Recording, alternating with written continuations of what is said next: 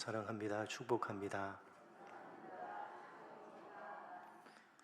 우리는 종교 개혁의 결과로 시작되어진 개신교회의 전통을 따라서 성경에서 가장 중요한 내용들을 뽑아서 체계적으로 정리를 한 하이델베르크 교리 문답서를 차례대로 살펴보고 있습니다.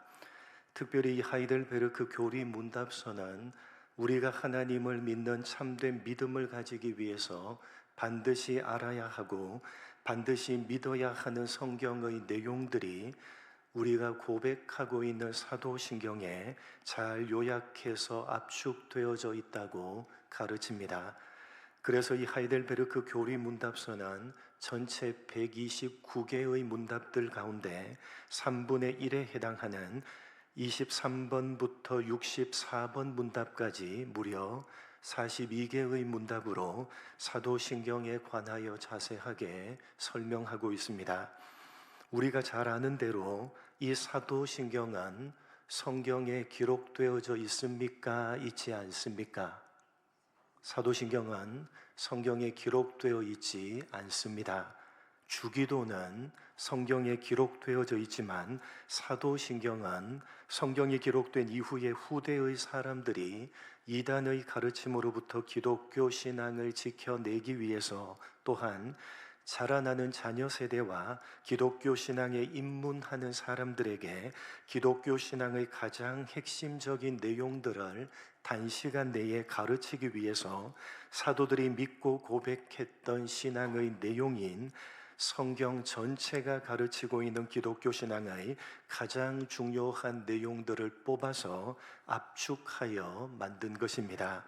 그래서 비록 성경에 기록되어져 있지는 않지만 이 내용들이 성경 전체에서 가장 중요한 내용들을 뽑아서 압축하고 있는 것이기 때문에 교회 공동체는 지난 2000년이 넘는 시간 동안 이 사도신경을 목숨을 걸고 고백하면서 지켜왔던 것입니다.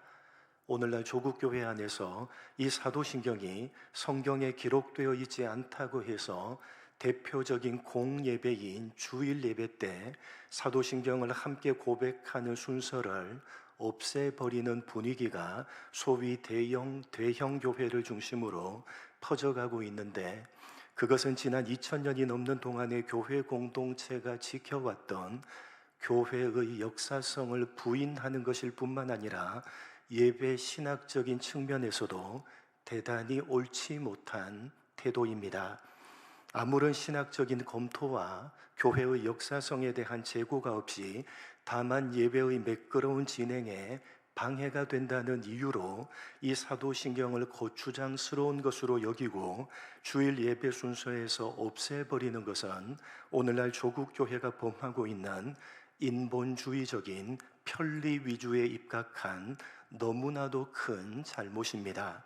기독교 신앙을 가지고 있는 우리는 도도히 흘러가고 있는 이러한 잘못된 시대적인 흐름 속에서 교회 공동체가 지난 2000년이 넘는 역사 속에서 심장을 바쳐서 고백해왔던 기독교 신앙의 가장 중요한 핵심 내용을 담고 있는 이 사도신경을 목숨을 지켜서 목숨을 걸고 지켜내야 되는 것입니다. 그렇게 하기 위해서 우리는 하이델베르크 교리 문답서를 차례대로 살펴보는 가운데 무려 42개의 문항으로 상세하게 설명하고 있는 이 사도신경이 담고 있는 내용에 대해서 하나하나를 자세하게 살펴보고 있는 것입니다. 누차 말씀드렸듯이 이 사도신경은 그 전체를 내용상 세 부분으로 나눌 수가 있습니다. 성부 하나님에 대한 내용, 성자 하나님에 대한 내용, 성령 하나님에 대한 내용, 이렇게 세 부분입니다. 라틴어로 된 사도신경 원문은 정확하게 이 세 부분을 단락으로 명확하게 구분하고 있는데, 우리는 이미 첫 번째 부분인 성부 하나님에 대한 내용을 살펴봤고, 지금은 두 번째 내용인 성자 하나님에 대한 내용을 살펴보고 있습니다. 오늘 함께 살펴볼 내용은 예수님의 부활에 대한 내용으로 사도신경의 고백으로는 사흘 만에 죽은 자 가운데에서 다시 살아나시고 라는 고백에 해당되는 내용입니다. 이러한 예수님의 부활에 대해서 하이델베르크 교리 문답서는 이렇게 설명하고 있습니다. 45번 문항입니다. 제가 묻고 여러분이 답을 하면서 살펴보겠습니다. 제가 묻습니다.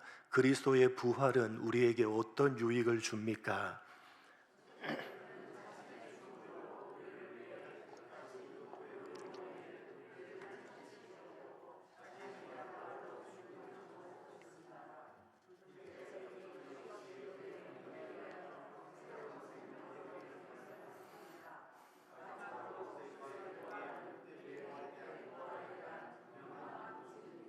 여러분, 예수님의 부활은 십자가의 죽으심과 함께 기독교 신앙에 있어서 가장 중요한 내용이라고 해도 과언이 아닐 것입니다. 만약에 부활이 없었더라면 우리는 십자가의 죽으심이 가지는 참된 의미를 몰랐을 것입니다.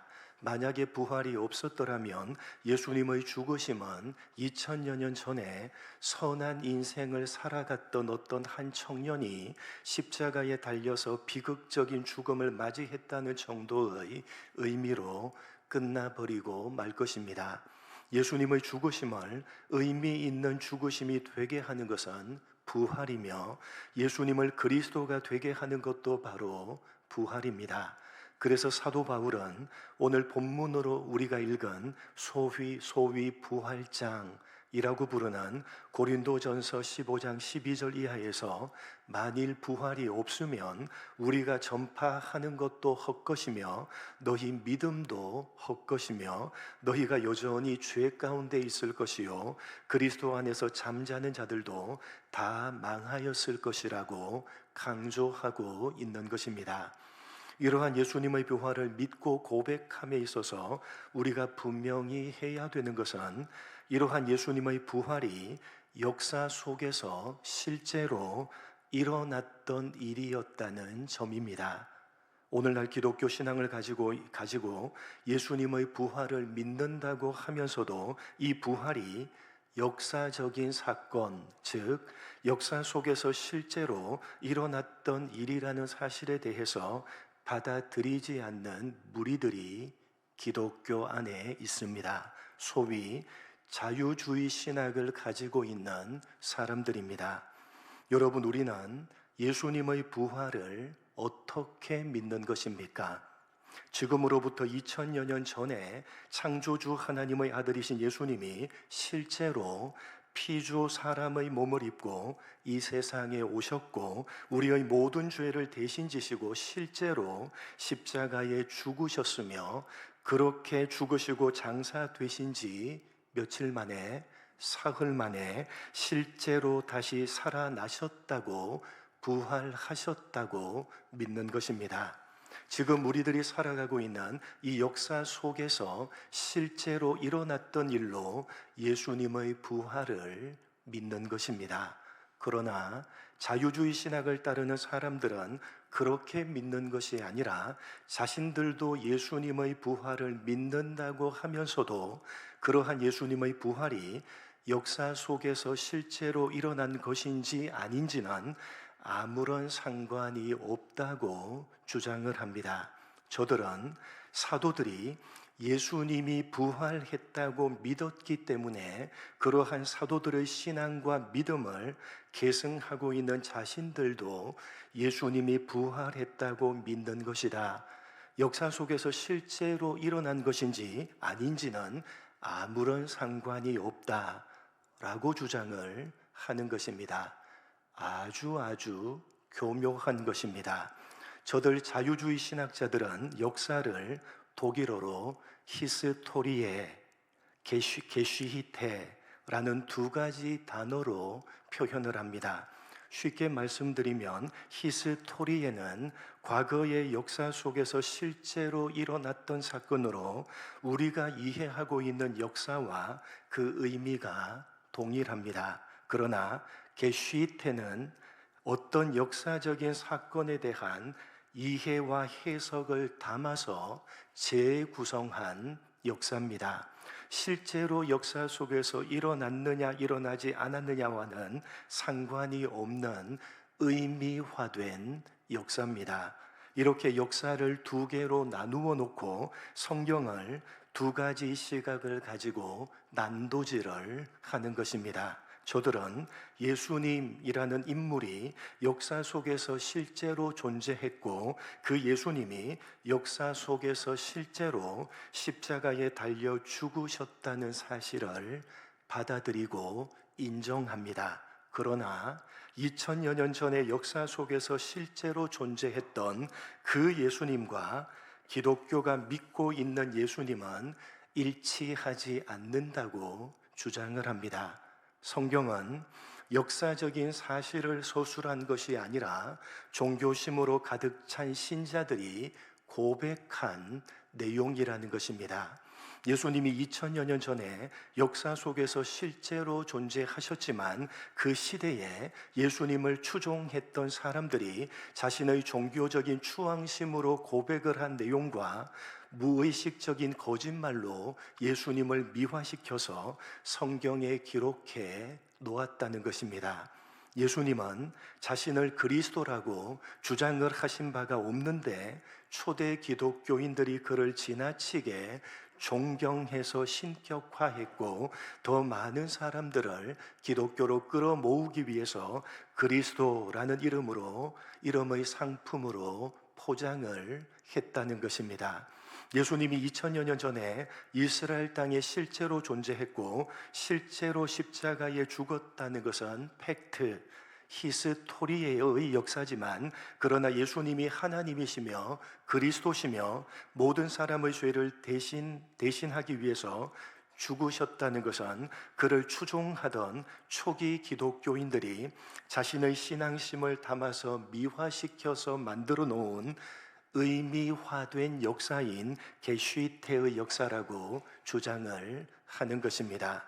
그래서 자유주의 신학자들은 성경에서 그렇게 초대 기독교인들이 미화시켜서 만들어 놓은 의미들을 제거하고 실제적인 예수님을 찾아내야 한다고 하면서 소위 역사적 예수에 대해서 연구를 하는 것입니다. 여러분 기독교 서점에 가보시면 역사적 예수라는 제목이 붙어 있는 책들은 모두 다 그런 종류의 책들입니다. 여러분 오늘날 기독교라는 바운더리 안에 자유주의 신학을 추종하는 무리들이 있고 그러한 자유주의 신학을 가진 목회자들이 조국 교회를 점점 성경에서 멀어지게 만들고 있습니다. 신앙적인 체험을 강조하면서 성경보다는 개개인의 주관적인 감정이나 느낌에 기초해서 신앙생활을 하도록 부추기고 있고 개개인의 도덕적이고 윤리적인 삶을 강조하면서 성경을 도덕적이고 윤리적인 삶을 위한 참고 서적 정도로 전락시키고 있습니다. 여러분 기독교 신앙은 철저하게 성경 말씀에 기초하고 있어야 되고 그 성경 말씀은 역사적인 사실에 기초하고 있는 것입니다. 우리가 가지고 있는 믿음은 역사 속에서 실제로 일어났던 일로서 성경에 기록된 모든 것들을 믿는 것입니다. 그것이 올바른 기독교 신앙입니다. 여러분 역사와 성경은 절대로 분리되지 않으며 역사와 기독교 신앙은 절대로 분리될 수가 없습니다. 그래서 사도신경은 예수님의 부활에 대해서 고백할 때에 장사한 지 며칠 만에 사흘 만에 죽은 자 가운데서 다시 살아나셨다고 고백을 하는 것입니다.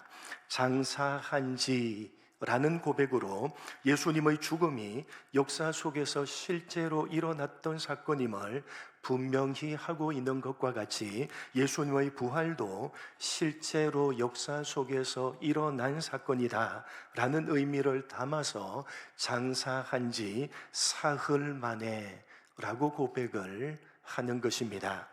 구체적인 시간을 의미하는 사흘 만에 라고 하는 구절로서 예수님의 부활이 역사 속에서 실제로 일어났던 사건임을 분명하게 강조하고 있는 것입니다. 여러분, 네 개의 복음서를 종합해서 예수님의 죽으심과 부활하심의 과정을 정리해 보면 이렇게 정리할 수가 있습니다. 예수님은 제자들과 함께 유월절 만찬을 마치시고 제자들과 함께 겟세마네 동산으로 가서 기도하신 이후에 제자 중 하나인 가룟 유다의 배신으로 당시 유대의 종교적인 세력들에게 잡혀서 가장 막강한 실력자였던 전직 대제사장인 안나스에게로 끌려가서 신문을 받습니다. 안나스는 예수님의 죄목을 확정해서 자신의 사위요 현직 대제사장이었던 가야바에게로 보내서 공식적인 재판을 받게 합니다. 가야바는 금요일 새벽 3시 30분경에 이스라엘의 중요한 일들을 결정했던 최고의 기구인 산헤드린 공회를 소집하고 예수님을 공회 앞으로 끌고 가서 거짓 증인들을 세우고 재판을 해서 1시간 만인 금요일 새벽 4시 30분경에 1차 재판이 끝이 납니다. 당시에는 이렇게 1차 재판이 끝나게 되면 하루의 시간이 지난 이후인 그 다음 날에 2차 재판을 하는 것이 관례였습니다.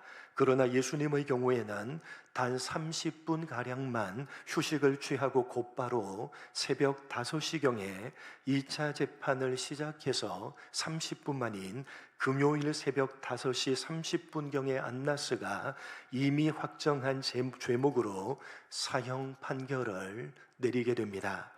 그러나 당시는 로마의 식민지 하에 있었기 때문에 사형 판결을 내렸지만 마음대로 집행할 수는 없었습니다. 그래서 로마의 허락을 얻기 위해서 예수님을 총독이었던 빌라도에게로 보내서 자신들이 내린 사형 판결의 집행을 허락해 줄 것을 요청했는데 내키지가 않았던 빌라도는 예수님을 갈릴리 지방의 분봉 왕이었던 헤롯에게로 보내어 그 책임을 떠넘기게 됩니다. 그러나 헤롯은 다시 빌라도에게 돌려보냈고 빌라도는 마지 못해서 사형의 집행을 허락하게 됩니다. 이에 유대 종교 지도자들은 예수님을 브라이드리온이라는 광장으로 끌고 가서 채찍으로 때린 이후에 십자가를 지게 해서 골고다 언덕으로 가게 하고 십자가에 못 박아 죽이는데 그 시간이 유대 시간으로는 3시, 오늘날 시간으로는 금요일 오전 9시였습니다.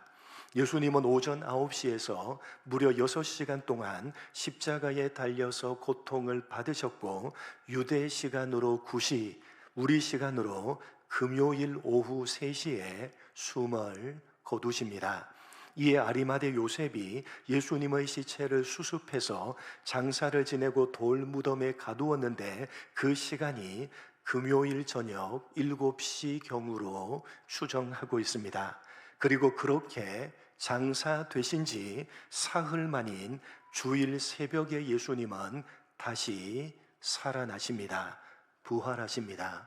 여러분, 우리가 오해하지 말아야 하는 것은 장사한 지 사흘 만에 라고 했기 때문에 사흘, 즉 장사 되신 지 몇 시간 만에 72시간 만에 부활하신 것으로 생각을 하는 경향이 있습니다만, 그러나 사도신경의 정확한 표현은 라틴어 원문으로 읽어보면 때르치아 디에, 정확하게 번역을 하면 사흘 만에가 아니라 세 번째 날에 라는 의미입니다. 우리말로 번역을 할 때에 사흘 만에 라고 번역을 했기 때문에 마치 72시간 만에, 72시간 그 어간되는 시간 만에 부활하신 것으로 생각을 합니다만, 사실은 금요일 저녁에 장사되신 예수님은 그로부터 만 이틀, 48시간도 채 지나지 않았던 주일 새벽에 부활을 하신 것입니다. 그러니까 사도신경의 정확한 의미는 금요일 저녁에 장사되신 예수님은 그렇게 장사되신 지 몇 번째 날에, 세 번째 날에, 다시 말해서 장사되신 첫 번째 날이 무슨 요일입니까? 금요일. 두 번째 날이 토요일. 세 번째 날이 주일. 그 세 번째 날에 부활하셨다는 것입니다. 그래서 사도신경의 영어 번역본을 보시면 3 days, 3일이 아니라 the third day, 세 번째 날로 번역을 하고 있는 것입니다. 우리나라 말로 조금 오해될 만하게 번역을 해서 우리가 잘못 이해하고 있는 경향이 있습니다만, 정확하게 우리말로 장사 되시고 세 번째 날에 부활하셨다라는 의미입니다. 이렇게 사도신경이 장사한 지 사흘 만에, 즉 세 번째 날에 부활하셨다고 구체적인 시간을 언급하고 있는 것은 이 부활이 역사 속에서 실제로 일어난 사건임을 강조하기 위한 것입니다. 이것뿐만 아니라 성경을 보시면 곳곳에서 예수님의 부활이 역사 속에서 실제로 일어난 사건임을 강조하고 있습니다. 돌무덤을 커다란 바위로 막고 군사들도 지키게 했고, 여인들이 예수님의 시체를 잘 보존하기 위해서 준비한 향품을 가지고 무덤으로 갔을 때 커다란 바위로 된 돌문이 열려져 있었고 무덤이 텅 비어져 있었다고 기록함으로써 부활이 역사 속에서 실제로 일어난 사건이라는 사실을 곳곳에서 성경이 분명히 하고 있는 것입니다. 어떤 사람들은 12사도들이 예수님의 시체를 숨겼다고 주장을 하지만, 그러나 성경은 부활하신 예수님이 여인들뿐만 아니라 12사도들을 비롯한 500여 형제에게 그 부활하신 모습으로 직접 나타났다고 말씀하고 있고, 사도 바울은 자신에게도 부활하신 모습을 보이셨다고 말씀하므로 이 예수님의 부활이 역사 속에서 실제로 일어난 사건임을 분명히 하고 있는 것입니다. 여러분, 예수님의 부활은 우리가 살아가고 있는 이 역사 세계 속에서 실제로 일어난 사건입니다. 믿으시기 바랍니다. 여러분, 우리가 가지고 있는 기독교 신앙은 역사 속에서 실제로 일어난 사건들을 기초로 하고 있다는 사실을 마음에 명심하시고 또 명심하시기 바랍니다. 그렇게 성경에 기록되어져 있는 모든 사건들은 역사 속에서 실제로 일어났던 사건이기 때문에 예수님의 부활 또한 역사 속에서 실제로 일어난 사건입니다. 우리는 그것을 사도신경의 고백인 장사한 지 세 번째 날에 죽은 자 가운데서 다시 살아나시고 라고 고백을 하고 있는 것입니다. 이러한 역사 속에서 실제로 일어났던 예수님의 부활로 인해서 부활신앙에 기초한 교회 공동체가 생겨나게 된 것이고, 예수님이 장사되신 지 세 번째 날인 일요일이 부활을 기념하는 주님의 날, 즉 주일로 바뀌게 되었고, 오늘날 우리 교회 공동체는 그 주일을 예배하는 날로 지키고 있는 것입니다. 그렇다면 이러한 예수님의 부활은 오늘날 우리들에게 어떤 의미가 있는 것이냐? 그것은 이전 것들과는 전혀 새로운 마지막 것들, 즉 최종적인 것들에 대한 기대함과 사모함입니다.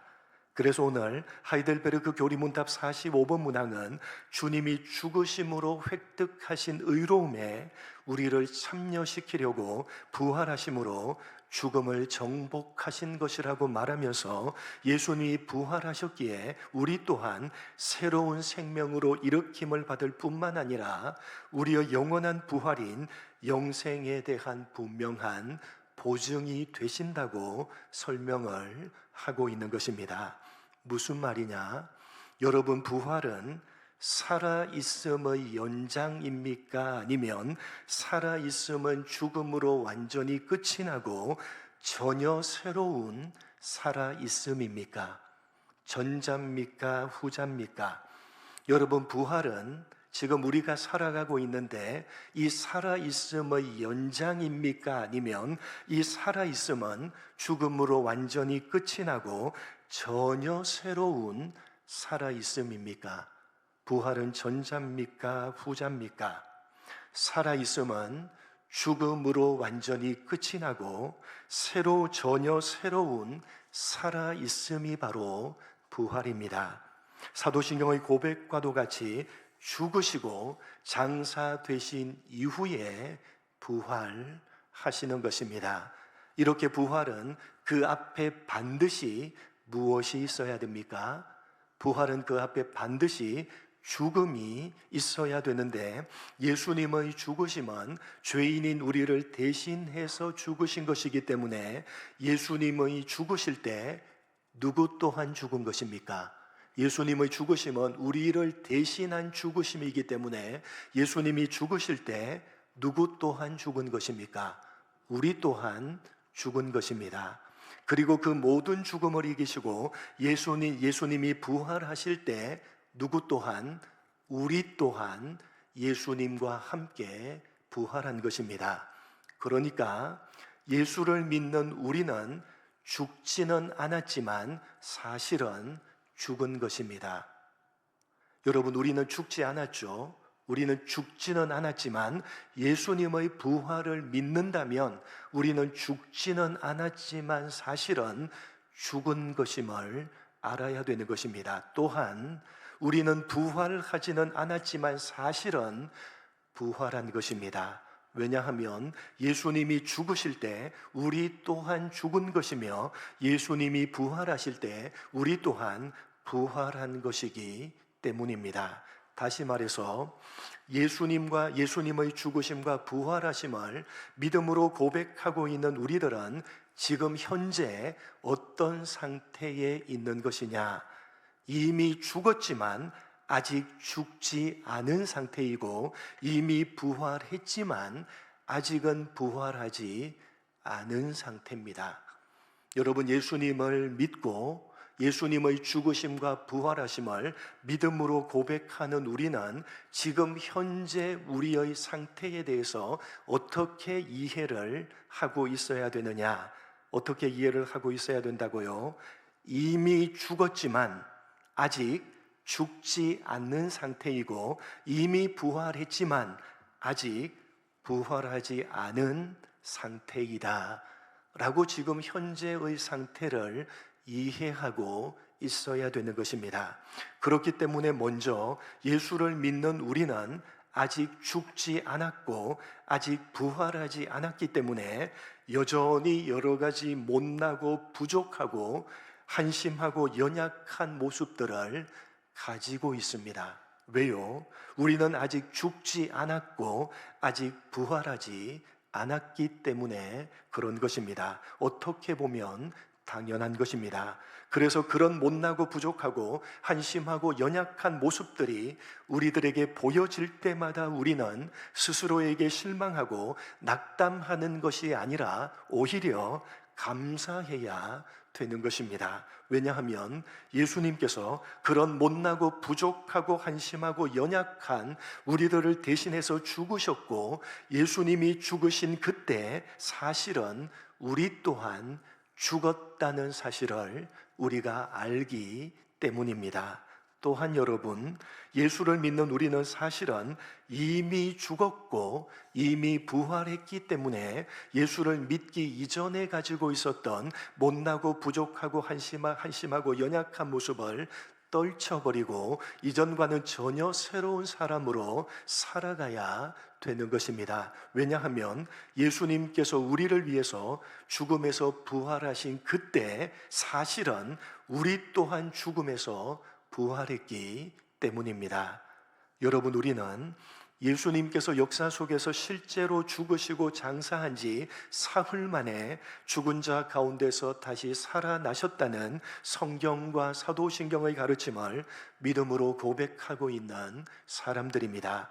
그렇게 예수님의 죽으심과 부활을 믿음으로 고백하고 있는 우리는 죽음과 부활을 함께 공유하면서 지금 현재를 살아가고 있는 것이라는 사실을 마음에 새기고 또 새겨야 되는 것입니다.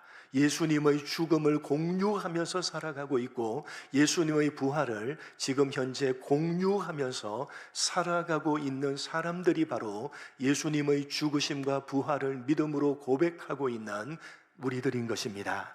지금 현재 우리는 아직 죽지 않고 이 땅을 살아가고 있습니다. 그러나 사실은 예수님이 죽으실 그때 이미 죽었다는 사실을 기억해야 되는 것입니다. 지금 현재 우리는 아직 부활하지 않은 채 이 땅을 살아가고 있습니다. 그러나 사실은 예수님이 부활하신 그때 이미 우리도 부활했다는 사실을 기억하며 이 땅을 살아가야 되는 것입니다. 그래서 사도 바울은 그런 상태에 있는 우리들에게 이렇게 권면하고 있습니다. 에베소서 4장 22절로 24절입니다. 같이 읽겠습니다. 시작.